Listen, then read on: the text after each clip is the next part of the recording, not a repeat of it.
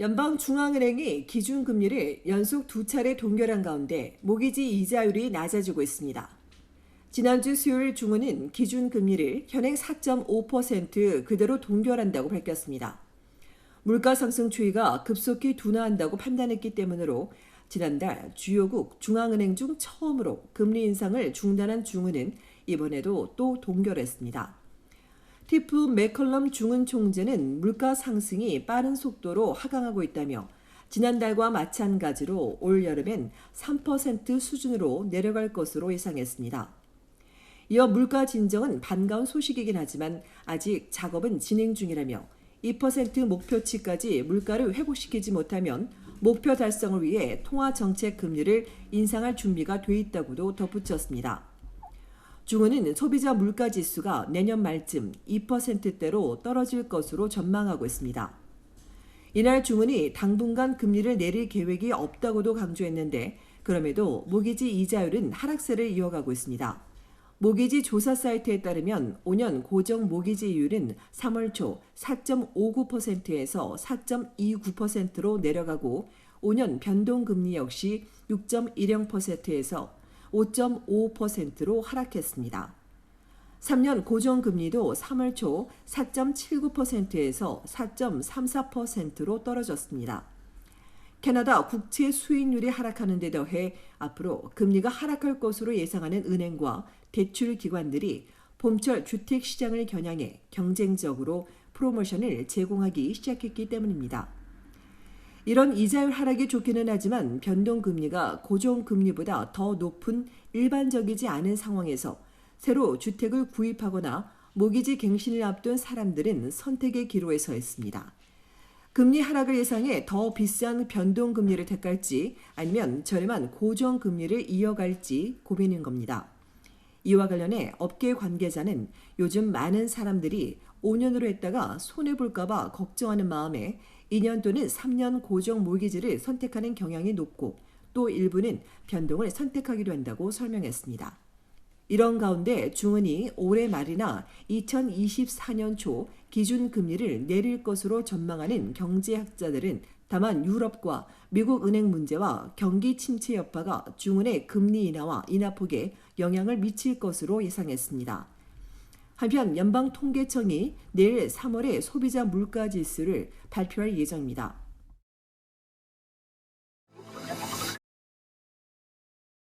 (4월인데도) 최근 온타리오주 광역 토론토에는 여름 무더위가 찾아왔습니다. 지난주 12일 토론토의 낮 최고 기온은 26도를 돌파하며 20년 만에 가장 높았고 토요일과 일요일에도 낮 최고 기온은 23도에서 24도로 화창하고 무더운 날이 이어졌습니다.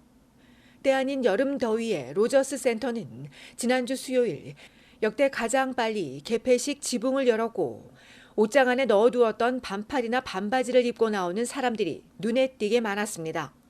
그러나 어젯밤 비가 내리면서 날씨는 다시 예년 수준을 되찾거나 낮겠습니다.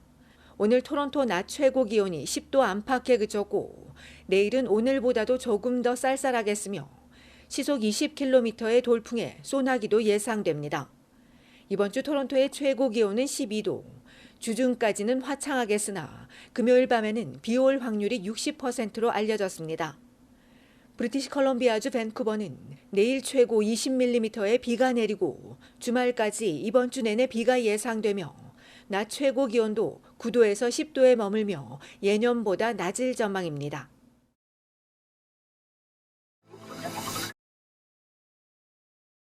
브리티시 컬럼비아주 메트로 밴쿠버 대중교통에서 흉기 공격 등 강력 사건이 잇따르고 있습니다. 지난 11일 밤 9시 30분경 킹조지 스카이트레인역 근처 버스 안에서 10대로 알려진 용의자가 17살 소년에게 흉기를 휘둘렀습니다. 크게 다친 소년은 병원으로 옮겨졌지만 결국 숨졌습니다. 경찰은 범행 전 가해자들과 피해 학생이 버스 안에서 언쟁을 벌인 것으로 보고 정확한 사건 경위 등을 조사하는 한편 목격자들을 찾고 있습니다. 피해자 가족은 아들이 공격당하기 전 이들에게 괴롭힘을 당했다고 주장했습니다. 지난 토요일 새벽 1시에는 서리 센트럴 스카이트레인역에서 묻지마 흉기 사건이 벌어졌습니다. 이날 20대 남성이 모르는 용의자가 휘두른 흉기에 복부 자상을 입고 병원에서 치료를 받은 뒤 퇴원했습니다. 이보다 앞서 10일 밤에는 뉴 웨스트민스터의 콜럼비아 스카이트레인역 승강장에서 용의자 3명이 시민 1명의 복부를 찌른 뒤 달아나는 등 지난 한 주에만 3건이 발생했습니다. 또 4월 1일에는 서리 프레이저 하이웨이를 달리는 버스 안에서 가해자가 남성의 목을 흉기로 찔렀으며 용의자는 테러와 살인 미수 혐의로 기소됐습니다. 이처럼 대중교통 내 범죄가 증가하고 있지만 실제 최근까지 발생한 사건은 169건으로 지난해와 비슷한 수준이며 다만 흉기를 이용한 범죄는 크게 증가했습니다. 흉기 범죄는 지난해 1건에서 올해 7건으로 급증했습니다. 늘어나는 대중교통 내 강력 사건은 시민들에게 공포를 안겨주는 건 물론 대중교통 직원들에게도 우려가 되고 있습니다. 최근 이딴 강력 사건에 서리 시장과 경찰 당국이 순찰을 강화한 가운데 주정부의 근본적인 해결책을 촉구하는 목소리가 나오고 있습니다. 서리시와 여러 지자체가 심각하게 고민하고 있는 약물과 정신건강 문제가 이런 범죄의 주 요인이라고 지적한 전문가는 주정부가 함께 해결하지 않으면 치안 불안은 해소되지 않을 것이라고 지적했습니다.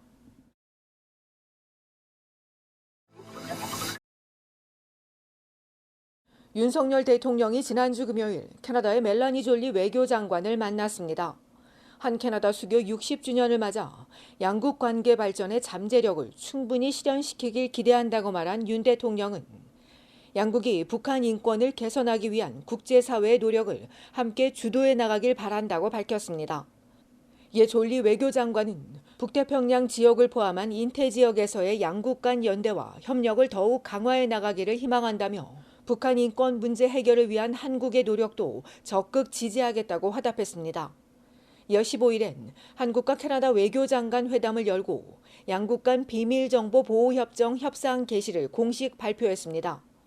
비밀정보보호협정은 상대국과 교환되는 군사 및 방산 정보를 자국과 동일한 수준으로 보호하기 위한 절차를 규정한 것으로 한국 국방부와 캐나다 공공서비스 및 조달부가 각각 주관하며 협정이 체결되면 양국 민간 업체가 참여할 수 있게 됩니다. 또 양 장관은 워킹 홀리데이 프로그램이 양국 청년들의 상대국에 대한 이해를 제고하고 양국 간 교류 협력 확대에 기여하는 중요한 협력 틀이라고 평가하며 워킹 홀리데이 제도를 개선함으로써 양국 인적 교류를 확대해 나가자고 했습니다.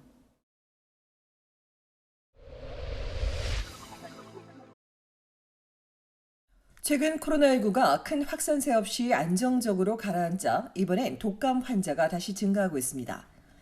캐나다 전국의 독감 사례를 보고하는 플루와치에 따르면 3월 26일부터 4월 1일까지 전국에서 510건의 인플루엔자가 확인됐는데 이 중 71%인 364건이 B형 독감이고 나머진 지난해 우세했던 A형 독감입니다.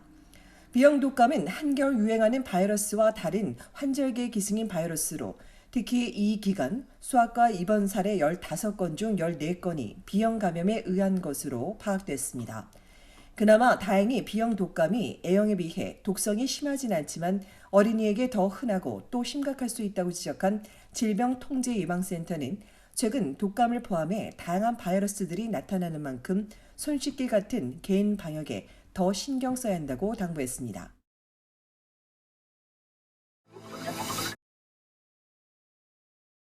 연방공무원연맹이 동부시간으로 내일 밤 9시까지 연방정부와의 단체 협상이 타결되지 않으면 수요일 자정부터 총파업에 돌입하겠다고 발표했습니다.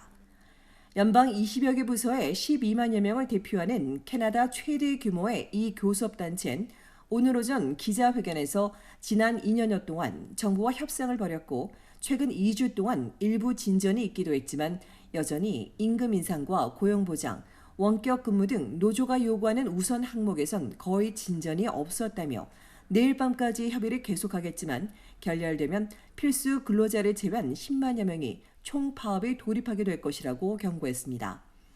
이들이 파업하게 되면 이민과 여권, 고용보험 관련 부서 등의 업무 지연이 발생해 큰 불편이 예상되는 가운데 3만 5천여 명에 속한 연방국세청 노조는 사전 통보 없이 언제든 파업이 가능하지만 일단 이번 주 20일까지 임금 인상 등을 두고 정부와 최종 협상을 이어갈 예정이며 협상 결렬로 파업이 진행되더라도 세금 신고 마감일을 연장하진 않을 것이라고 밝혔습니다.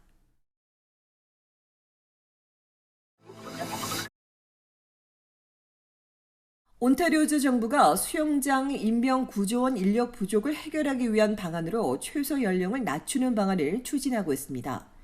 현행법에 따르면 임명 9조 원과 보조, 수영 강사 및 코치는 16세 이상이어야 하지만 정부는 관련 단체인 라이프 세이빙 소사이어티가 이미 수년 전 국가 임명 9조 원 자격증 연령 기준을 15세로 낮췄고 지난해에 이어 올 여름에도 여러 지자체에서 임명 9조 원 부족 문제가 있을 것으로 우려된다며 더 많은 청소년 고용을 허용하기 위해 15세로 낮추는 방안을 추진할 계획이라고 밝혔습니다.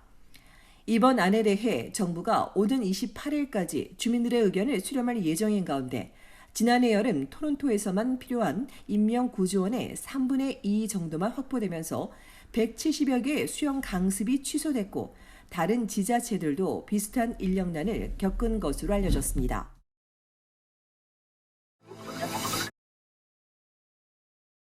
지난 주말 온타리오주 토론토에서 사건 사고가 이어져 경찰 당국이 조사하고 있습니다.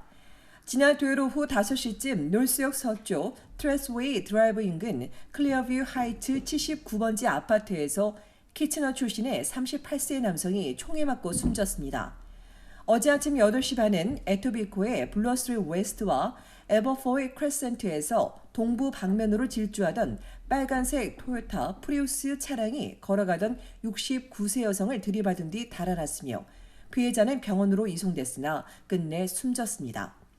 이어 어젯밤 9시엔 토론토 서쪽 퀸스트리트 웨스트와 리스갈 스트릿에 위치한 아파트에서 싸움이 벌어졌다는 신고를 받고 출동한 경찰이 현장에서 의식을 잃은 피해자를 발견하고 심폐소생술을 펼치며 병원으로 이송했습니다.